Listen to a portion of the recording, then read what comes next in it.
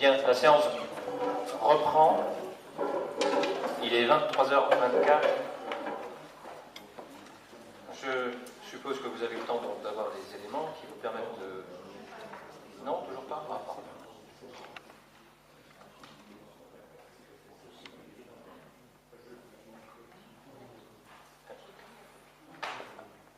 Est-ce qu'il y a encore des points qui... Oui.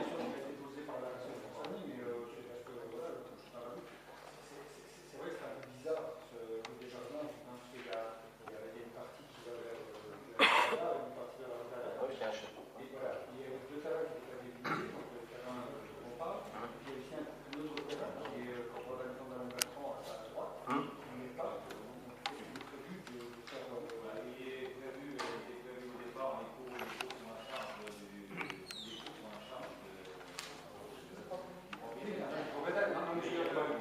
Non, de faire la moitié du branchement, non?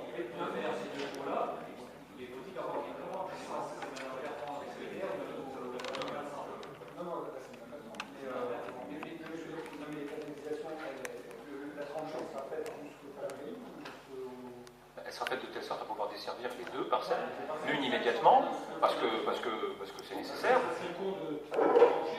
Non. Les travaux permettront de viabiliser les deux parcelles, enfin celle qui est construite et celle qui ne l'est pas encore. Mais évidemment, en fait, on ne peut pas faire des travaux qui ne serviraient qu'à une personne. Ce ne serait plus du tout des travaux d'ordre de réseau public. Ce serait un espèce de super méga branchement.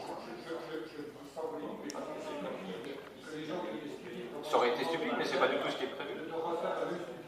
Bien. Donc il est évident, et je m'adresse donc à M. Boulanger qui observe attentivement ce qui est prévu, que les travaux rue des Jardins sont destinés à desservir. Donc on met en place un réseau public, charge aux deux propriétaires, sachant qu'on a clairement la position ou la nécessité de l'un, charge à lui de venir se brancher sur le réseau public. Le branchement est en deux parties. La partie strictement sur son domaine privé et la poursuite entre la limite privée et le réseau public sont à la charge du demandeur. Les deux constituent le branchement. Maintenant, si on n'a aucune information sur un projet à court terme ou moyen terme de l'autre parcelle, en tout cas le réseau sera public et que ce terrain soit vendu, construit par l'actuel propriétaire de charge, sera desservi. Charge à lui de venir faire son branchement sur le branchement. Non, elle n'est pas pour, il n'y aura pas de branchement. Monsieur Gaillot, Madame Gaillot a construit sa maison, elle a pris le tour dans sa propriété. Nous, on m'a amené deux tuyaux, à peu près au droit de sa propriété. Madame Gaillot a sa charge. Madame Gaillot montrait les deux premières fois, ils étaient pas au droit, ils étaient. Voilà. Non, mais c'est tel qu'il est prévu le devis. Donc, il va y avoir deux regards sur la chaussée. Obligation faite à Madame Gaillot de partir de ses pots jusqu'à ce qu'elle ait à sa charge. Si on n'a pas d'autre demande, si on n'a pas de demande de Madame Bertrand, de la propriétaire, pour faire la même chose, c'est-à-dire que Madame Bertrand, elle juge que pour l'instant, il n'est pas nécessaire pour elle d'engager des frais de cette nature. Elle laisse son terrain comme il est. La journée qu'elle voudra construire, ou ses enfants ou ses petits-enfants, ils viendront se rebrancher sur l'organisation. D'où l'obligation de réouvrir la chaussée. Non, mais la canalisation qui est sur la chaussée, elle va quand même venir au droit du terrain de Madame Bertrand. J'ai bien compris que le reste est à sa charge. Non, elle ne vient pas jusque chez Madame Bertrand. Parce que les ponts il ne doit pas manquer grand-chose. Enfin, le terrain sera considéré comme desservi, sachant que la notion de terrain desservi, c'est 100 mètres, me semble-t-il, selon la jurisprudence. Donc là, il y a moins de la moitié de ce qu'on pourrait considérer comme restant à charge du pétitionnaire. Donc pour nous, les deux parcelles-là sont maintenant desservies alors qu'elles ne l'étaient pas avant. Bien. Donc si vous avez pu prendre connaissance ou avoir copie des éléments du marché qui vous rassure sur le fait que ce qu'on vous dit, c'est ce qui est prévu, je pense qu'on peut donc prendre des décisions des points 23 et 24. Donc d'abord la décision budgétaire modificative que je vous ai exposée. Okay. Donc je vais vous soumettre donc, cette décision budgétaire. Est-ce qu'elle est adoptée? Qui est pour? Bien, elle est adoptée, ce qui nous permet de passer passer au point 24, et je vous demande donc de bien vouloir. J'ai perdu mon Votre machin. On va vous le retrouver. Et donc le point 24, il vous est donc demandé pour la deuxième fois, je sens que nous allons enfin pouvoir conclure, de valider la proposition du maître d'œuvre et d'attribuer le marché à l'entreprise Eiffage pour un montant de 48 325 € hors taxe, soit 57 796,70 € TTC, et d'autoriser le maire à signer le marché. Je mets aux voix qui est pour. Très bien, ces deux points sont adoptés à l'unanimité. Nous terminons par les divers. Un point dans les divers, donc l'attribution d'un nom à l'école élémentaire. Je rappelle que donc, le projet de classe pédagogique pluridisciplinaire de l'école élémentaire de Vigy, dirigé par Mme Caroline Legault, comporte notamment un axe visant à donner un nom à l'école et à la création de son logo. Madame la directrice a proposé que l'école soit nommée École élémentaire Paul Fliquinger, du nom de l'artiste lorrain dont la biographie vous a été communiquée. Je m'en réfère à l'avis favorable unanime de la Commission des affaires scolaires en date du 5 juin 2012 à qui a été présenté le projet. Vous avez également eu connaissance, nous attendions ce devis qui nous est arrivé date du 18 août de M. Fliquinger proposant donc, de s'associer à cette démarche et en contrepartie d'une somme de 2 500 € hors taxe TVA 7% en sus, de fournir une peinture sous alu-glace pour l'école au format 120 x 100 cm, 1,20 m par 1 m, de fournir une peinture sous alu-glace pour la mairie, pour la commune plutôt, format identique, 1,20 m par 1 m, de s'occuper de la création du logo sous alu-glace 50 cm par 50, et d'intervenir à 2 reprises, donc 2 interventions sont prévues à l'école auprès des élèves pour la création du logo. Le tout est proposé à un prix tout à fait spécial de 2 500 € hors taxe. Donc, il vous est proposé de valider le projet, présenté, donc de décider de nommer l'école élémentaire Paul Fliquinger, et de bien vouloir m'autoriser à signer le bon de commande pour les œuvres proposées. Des questions ? Pas de questions, je vais mettre aux voix. Qui est favorable à ce projet? Qui s'abstient? Attendez. Madame, qui est favorable? Très bien. Donc, 8 voix pour, c'est cela. J'ai bien compté. Qui s'abstient? Donc, 7 abstentions. Donc, ce projet est adopté. Nous donnerons donc le nom École élémentaire Paul Fliquinger à l'école élémentaire. Je vous remercie. Et enfin, le point 26, comme le prévoit les dispositions du CGCT, je m'oblige à vous communiquer donc, les décisions prises que j'ai pu prendre ou que les adjoints ont pris dans le cadre des délégations prévues au L21-21-22 du CGCT, à compter du 10 février 2012 jusqu'à la date du 2 octobre 2012. Et vous avez donc le détail extrêmement précis des engagements pris par le maire dans le cadre de sa délégation. Je vous ai donc donné communication. Oui, madame la maire. Je voudrais savoir comment vous faites le choix des choses que vous nous communiquez, parce que tout n'y est pas. Si je compare avec le mandat à l'UNI, il y a des choses qui manquent. Par exemple, il y a eu des dictionnaires qui ont été offerts aux élèves du CMG, ça ne figure pas. vous semblez les avoir vus. Alors, très bien, sur ce point, répondez sur ce point. Vous n'avez pas parlé de la position. Alors, attendez,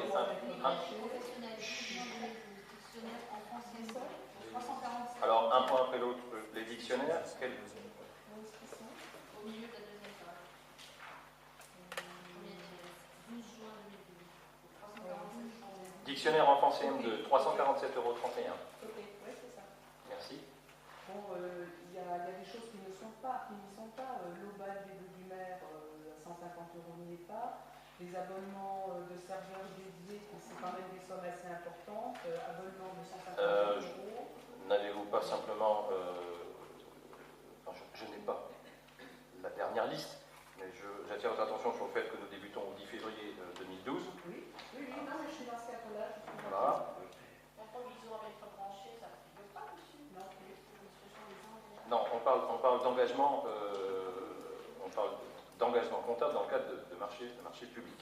Voilà, donc je ne dis pas que les services ont pu oublier de rapporter quelque chose, c'est envisageable. En tout cas, je voulais savoir s'il y avait un choix qui était... Ah non, il n'y a aucun choix. Non, le principe, c'est que je rencontre... D'ailleurs, la question est intéressante. Vous faites preuve de transparence à ce c'est mon souhait. D'ailleurs, Alors quel intérêt de nous cacher qu'on a dû... non mais ça c'est votre interprétation. Je viens de dire qu'il n'est pas impossible que les services aient pu oublier de rapporter quelque chose. Je rappelle simplement le principe. D'ailleurs, je pense qu'on va consulter les services de la préfecture et peut-être demander, vous faire poser une question, question parlementaire, parce que le 21-22 dispose que le conseil municipal est souverain pour décider des délégations qu'il accorde au maire. Le maire est tenu de rendre compte au conseil municipal. Bon, je veux simplement préciser les choses sans aucun esprit polémique. C'est que je suis le premier maire de cette commune qui rend compte des décisions qu'il prend dans le cadre de ses délégations. Mais parce qu'on est au courant de ce qui se passe. Non mais attendez, c'est... Ok, non mais l'obligation, si on prend le texte, le maire doit rendre compte à chaque réunion du conseil obligatoire, j'entends par là au moins une fois par trimestre, doit rendre compte, et ça doit figurer, on va dire, à l'ordre du jour, et ça doit être rendu public. Oui, mais le maire ne doit pas aller non plus à l'encontre des décisions du conseil municipal. Non mais je réponds précisément sur le point. Je m'oblige simplement à vous rendre compte des décisions que je prends. Certains, on a qualifié que le maire était dépensé sans compter. Enfin, bref, je rends compte des décisions que je prends dans le cadre de la délégation que le Conseil m'a accordée. Je ne dis pas qu'on a pu oublier tel ou tel point, mais la question que je souhaite poser, c'est qu'à un moment donné, si on considère le texte qui considère que l'on est en marché public au premier euro, on peut se demander effectivement jusqu'où doit-on compléter cette liste, et dès lors que l'on achète une ramette de papier, dois-je rendre compte au Conseil? Moi qui suis très cartésien, j'ai tendance à dire à la secrétaire générale qui me dit mais je dis non, moi je dis le texte, je dois rendre compte de tout au premier euro. Bon, maintenant quand on regarde ce qui se passe dans les différentes communes, c'est clair que c'est pas vraiment ce qui se passe. On réglera cette question. En tout cas, ici on a une liste où on voit des sommes, je sais pas, 9 400 € pour des travaux d'alimentation, colonne gaz de la gendarmerie, mais sur la ligne, une ligne un petit peu plus bas, on a des sommes de 40 €, 30 €, enfin bon. Vous voyez, donc, bah, vous regarderez sur les précédents comptes rendus, des choses m'ont peut-être échappé, vous voyez, donc on n'est pas parfait, on essaie simplement de faire les choses. Je rappelle simplement que mon prédécesseur a terminé son mandat avec une délégation de 90 000 €, que quand bien même vous considérez qu'il vous informait, le but c'est pas que les élus soient informés dans un petit cercle restreint, le maire doit rendre compte au conseil, et ce sont des comptes rendus publics, donc je m'oblige à le faire. Maintenant on a peut-être plus... Sans tentative de polémique, si vous voulez bien entendre jusqu'à la fin, encore une fois, il serait quand même de bonne loi, à mon avis, de ne pas systématiquement dire avant que c'était pas bien, avant que c'était pas bien. Parce que... Je n'ai pas jugé, j'ai dit ce qui se passait avant, je dis ce qui se passe maintenant. Laissez-moi terminer. Non, mais ce que vous dites souvent, avant, non, oui, mais c'est important d'avoir de la perspective. Laissez-moi terminer. Mais je vais vous dire, avant, quand n'importe quel citoyen allait à la mairie demander le cahier de délibération, il l'avait. Là, nous, par exemple, un samedi matin, un samedi matin, on a demandé des cahiers de délibération. Qu'est-ce qu'on a eu? On a eu des gendarmes pour nous faire sortir. Et les cahiers étaient manifestement pas la mairie.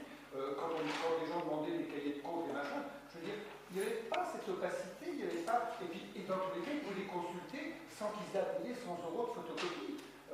Des choses comme ça. Oui, donc tout ça, c'était peut-être pas parfait avant, mais il y a beaucoup de choses qui étaient beaucoup plus sereines, c'est le mot que souvent. Non, la sérénité, c'était avant.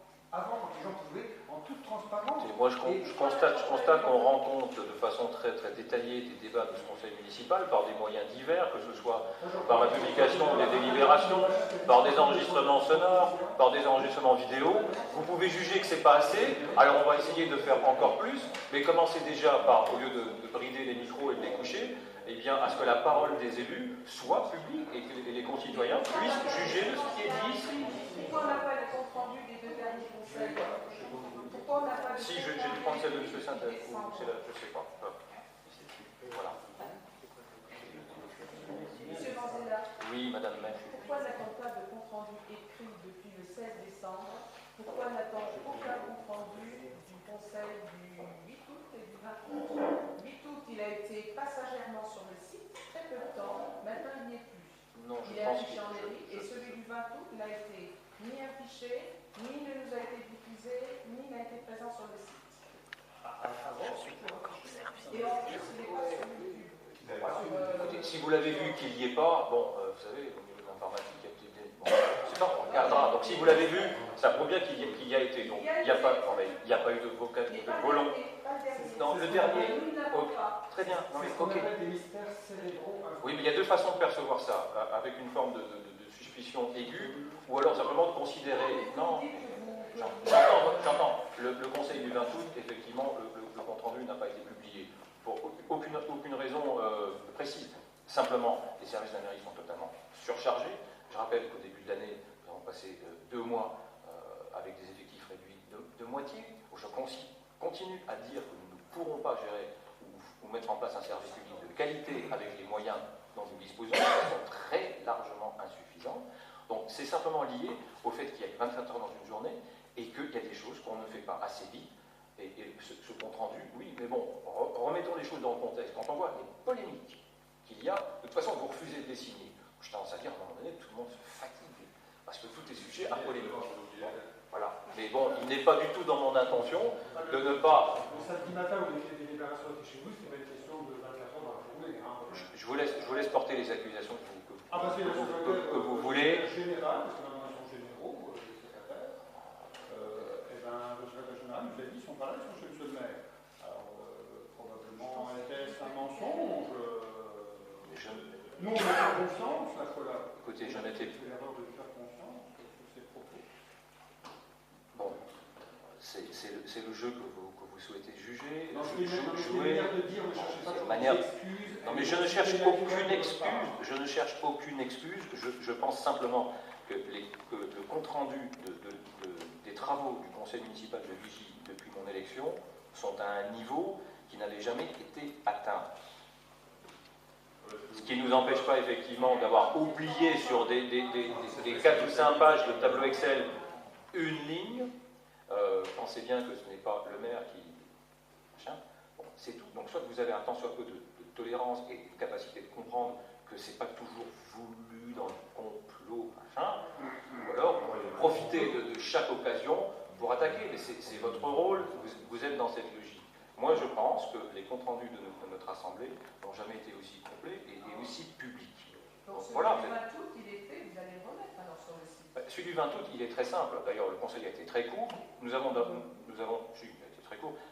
débattu de quelques points, dont exactement le même que celui que vous venez d'adopter. Donc, il n'y a pas de mystère. Tout le monde sait que vous avez refusé ce marché. Mais il n'a pas été enlevé, il n'a jamais été en ligne, celui du 20 août. Non. Du 8 août, pardon. Du 8 août, mais pas celui du 20. Donc on va faire en sorte, on va faire en légaliste, on vous dit simplement, il y a un conseil pour le compte rendu, point barre. Si vous venez me chercher, à ce moment-là, acceptez d'entendre aussi que les choses ont vocation pour moi à progresser et accepter que je me base, que je puisse simplement, moi, constater la progression dans la façon de faire. Je ne juge pas de ce qui se passait avant, je veux simplement que ce soit bien entendu, qu'il me semble que nous avons très largement progressé sur le sujet. Globalement, quand il faut balancer un je ne partage pas, monsieur Huet, votre analyse ou votre position. Vous disiez le Conseil délibère en son sein, le Conseil délibère sur les affaires communales mandaté par les citoyens de Vigie ayant procédé à au choix de leurs représentants. Donc le Conseil se doit de rendre compte de ces travaux de la façon la plus large possible. D'accord ? Donc le fait qu'il n'y avait aucun compte rendu public des décisions prises par le maire et les adjoints dans la précédente mandature me paraît quelque chose, en tout cas il faut le signaler, et nous avons progressé sur ce point. Je ne juge pas, mais je sais simplement, et personne ne le démentira, que nous communiquons infiniment plus sur les décisions de l'Assemblée. Nous ne nous opposons pas à ce que cette Assemblée, par exemple, soit filmée, alors que les mêmes élus, vous faisiez allusion, entretiennent l'idée selon laquelle ces enregistrements vidéo sont illégaux. Non, le maire ne peut pas s'opposer à l'enregistrement d'un conseil municipal par un moyen audiovisuel, audio et vidéo, qu'à la condition que ça trouble la sérénité des débats. Il ne me semble pas que ça trouble les débats, donc je n'ai pas vocation à pousser les caméras dehors. Et les deux derniers, alors pourquoi ne les avez-vous pas diffusés? Mais simplement parce que leur rédaction n'a pas été terminée, qu'on s'est occupé de mille et une choses plus urgentes, plus importantes. et qui, à un moment donné, si nous avions un ou deux agents de plus au service administratif, pourrions peut-être produire un certain nombre de documents beaucoup plus rapidement. Mais vous ne pouvez pas à la fois considérer que le Vigie de 2012, avec 1650 habitants, et peut se gérer comme le Vigie d'il y a 20 ans, parce que, vous le savez, vous, un peu mieux que certains de vos collègues, les effectifs de la commune étaient les mêmes il y a 20 ans. On est passé de moins de 1000 à 1650. Il y a un moment donné où le nombre de dossiers, de questions, de sollicitations qui rentrent au quotidien dans la commune, on n'arrive pas à suivre. C'est-à-dire que, schématiquement, il y a 50 points qui rentrent à traiter, et à la fin de la journée, on en a peut-être pris 5 ou 10 en main. Le lendemain, ça recommence. Donc, il y a un moment donné... C'est sûr que l'on tout gérer nous-mêmes, vous n'en sortirez jamais. Il faut être sûrement plus fort que vous. Par contre, moi j'ai eu l'autre question. Mais vous avez le droit de penser qu'il faut continuer comme il y a 20 ans. Le dernier conseil, je vous ai demandé ce qu'il en était de la subvention du judo et de la LAM.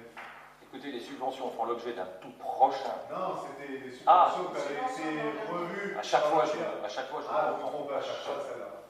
C'est compliqué comme dossier, ça. Elles ont... Non, mais je vous demande juste, elles ont été versées ou pas? Classé, qu'est-ce que vous appelez classé? Non, versé. Versé, est-ce que ces subventions ont été... J'ai demandé au mois d'août. Non, il semble pas. Prise par une décision au début de cette année. Non. Écoutez, comme le Conseil délibérera très prochainement sur l'attribution. Oui, non, ça n'a pas été passé, mais il n'y a aucune raison. C'est-à-dire qu'on n'a pas décidé de ne pas les passer. Bon, voilà. Comme le Conseil délibérera très prochainement sur les subventions 2012, profiterons pour nous mettre à jour sur le versement Celle de 2011. Celle de 2011. Celle de 2011. C'est celle que vous avez retoquée au théâtre. Non, c'est celle que vous avez décidée début d'année. Voilà. C'est pas du 2011. C'est pas du 2011. C'est une décision sur l'exercice 2012. De toute façon, les crédits n'existaient pas en 2011. Donc il a fallu. Non, mais juste pour que vous compreniez. Il y a d'abord. Vous avez décidé début d'année d'abonder sur votre initiative des subventions. Cette décision est prise. Le tribunal a jugé que certaines étaient illégales et les a donc annulées. Les autres seront exécutées. Mais avant. Celle-là qui a été décidée au théâtre. Mais au mois de janvier, quand vous décidez. Non, mais je ne dis pas que c'était. Mais écoutez-moi, au mois de janvier, quand vous décidez d'attribuer ces subventions, vous attribuez des subventions alors que les crédits n'existent pas.